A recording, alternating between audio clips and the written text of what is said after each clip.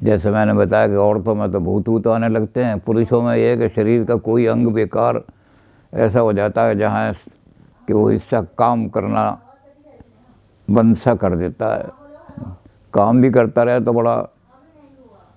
तो इस एंग्जाइटी को कैसे आदमी झेलेगा? जिस एंग्जाइटी का एक्सट्रीम पे पहुंच गई है, एंग्जाइटी 80% पहुंच गई है,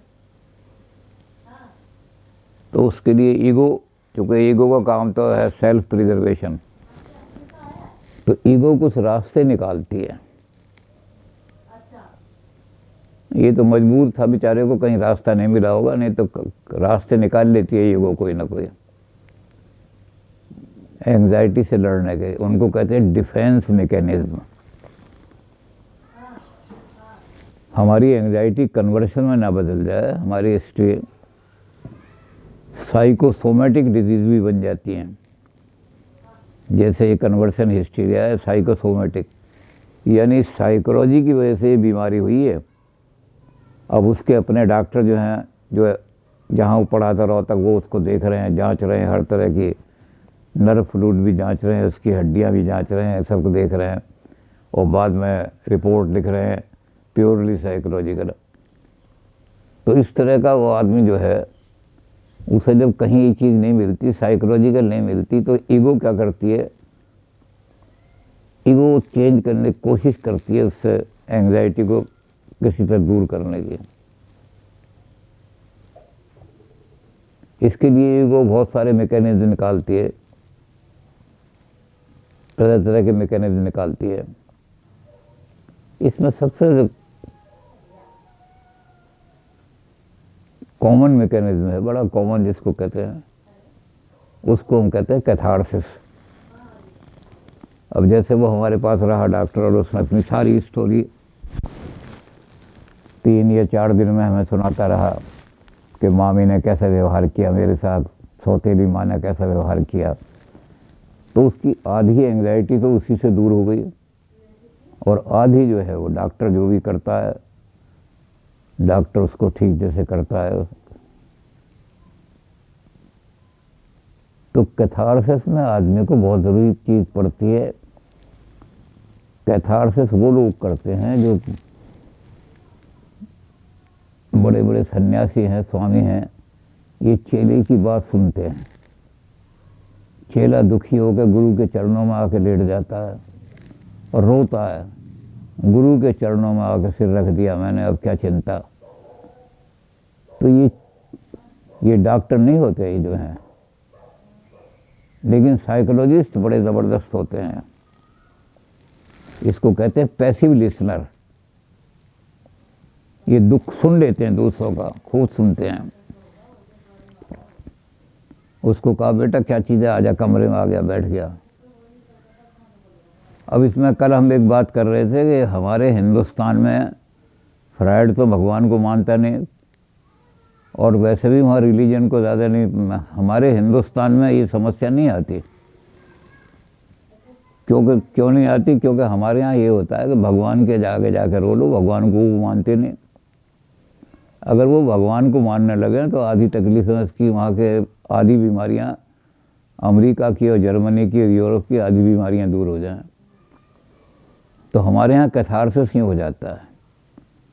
लेकिन सबसे बड़ा कैथारसिस जो होता है साहित्य में होता है। जो ट्रेजिडी राइटर हैं, जो राइटर ट्रेजिडी लिखते हैं, वो अपने जीवन की सारी एंग्जाइटी को किसी कहानी के रूप में या किसी ढाल करके ऐसा लिखते हैं कि उसको पढ़ते पढ़ते लोगों की आंखों में आंसू आ जाते हैं, रोने लगते हैं। हाँ, अब वो sweetest songs are those which come of the saddest heart. हमारे सबसे प्यारे गीत कौन से होते हैं? जो टूटे हुए दिल से निकलते हैं, जो दुखी दिल से जो निकलने वाली आवाज़ है। तो ऐसा साहित्य जिनको लिखना पढ़ना आता है, वो साहित्य की ऐसे की रचना करके कैथारसिस कर देते हैं सारा। वो सारी जो एंग्जाइटी एक जगह इकट्ठी हो गई है, वो किसी एक जगह पे इकट्ठी नहीं होने देते उसको। वो एंग्जाइटी फिर सर्कुलेट होती रहती है और फिर निकल जाती है किसी तरह से। इसी तरह से हम दूसरे और तरीके भी हैं। एक तरीका है रैशनलाइजेशन, एक होता है रीजनिंग और एक होता है रैशनलाइजेशन। रीजनिंग में तो हम सही आर्गूमेंट देते हैं अपने किसी चीज़ के लिए, लेकिन रैशनलाइजेशन में क्या होता है, हम we find bad argument for to explain a particular fact. राजनीति में रैशनलाइजेशन ज़्यादा होता है। राजनीति में हमने एक आदमी को कहा, अरे तेरी मिनिस्ट्री में सबसे ज़्यादा घोटाला हो रहा है, तो वो ये नहीं कहेगा कि घोटाले अच्छे होते हैं या ख़राब होते हैं, वो कहेगा तेरी मिनिस्ट्री में तो इससे भी ज़्यादा घोटाला हुआ, मेरी मिनिस्ट्री में तो 2 ही करोड़ का घोटाला, जब तू मिनिस्टर था तो 5 करोड़ का घोटाला हुआ था। एक आदमी कहने लगा कि तेरी सिस्टर वहाँ पकड़ी गई गलत काम कराते हुए, तो कहेगा तेरी सिस्टर भी तो पकड़ी गई थी, अगर मेरी पकड़ी गई तो क्या हो गया। ये कहलाता है रैशनलाइजेशन। हम रैशनलाइजेशन के ज़रिए से भी अपने मन की एंग्जाइटी को फेंकना शुरू करते हैं।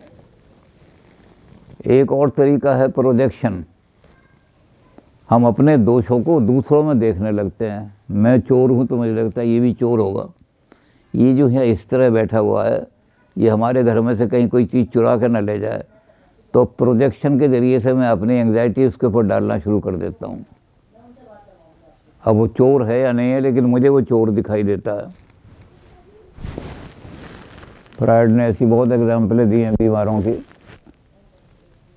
एप्पल को वहाँ जर्मनी में बड़ा अच्छा सेब माना जाता है, तो एक आदमी जो था वो किसी के पास जाकर गया, उसने उसको एप्पल दिए। अब वो एप्पल जो दिए उसने जाकर के, तो वो जिसको एप्पल दिए उसके मन में बड़ी तरह तरह की बातें रहती थी, उसने प्रोजेक्शन किया। फ्रायड कहता है वो एप्पल दे के चला गया, तो वो जो लेडी थी उसके पीछे भागी, जा कहली तुमने मुझे एप्पल क्यों दिए, कोई ख़ास बात है क्या, मुझे ही क्यों दिए, किसी और को क्यों नहीं दिए। तो वो उस आदमी ने कहा मेरे एप्पल वापस कर दे सारे, यानी मैंने दिए तुझे हेल्प के लिए, लेकिन तेरे अंदर जो चोरी की वृत्ति थी या तेरे अंदर जो गलत काम की वृत्ति थी कि पैसे जो दिए जाते हैं किसी की सहायता के लिए नहीं दिए जाते, बल्कि उसके पीछे ही होता है कि ये मेरे साथ कोई गलत काम करने के लिए मुझे फंसाने के लिए पैसे दे रहा है।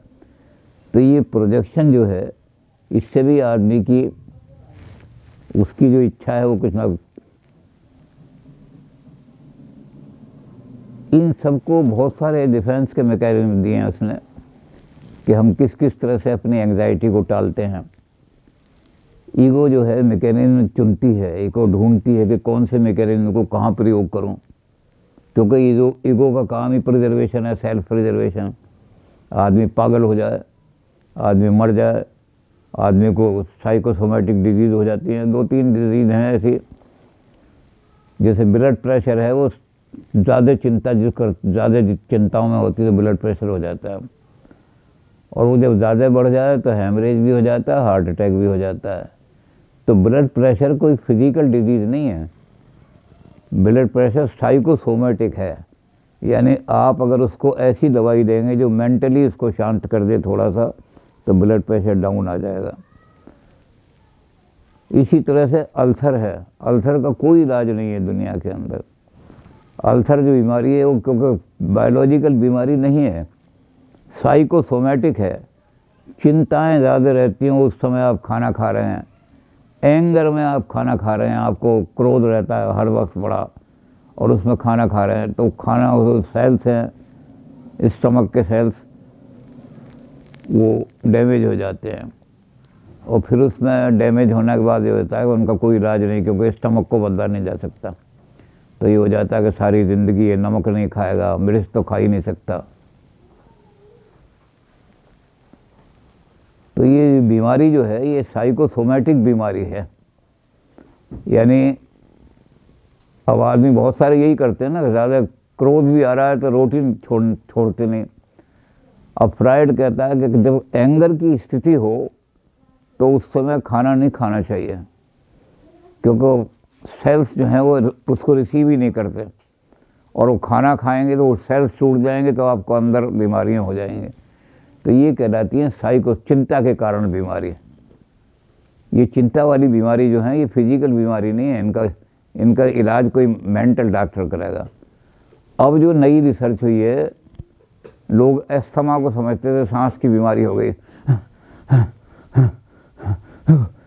सांस की बीमारी हो जाती है, तो कहते हैं सांस की बीमारी जो है और अस्थमा को माना जाता है इनक्योरेबल, कोई इलाज नहीं इसका। तो क्यों नहीं कि एलोपैथिक में कोई इलाज नहीं है इसका, मेडिकल साइंस में कोई इलाज नहीं है, इसका इलाज होगा साइकोलॉजी में। तो अब इसको साइकिस्थेनिया कहने लगे, यानी मेंटल परेशानी। जब तक चिंताएं रहेंगी आपको सांस ऐसे ही आती रहेगी।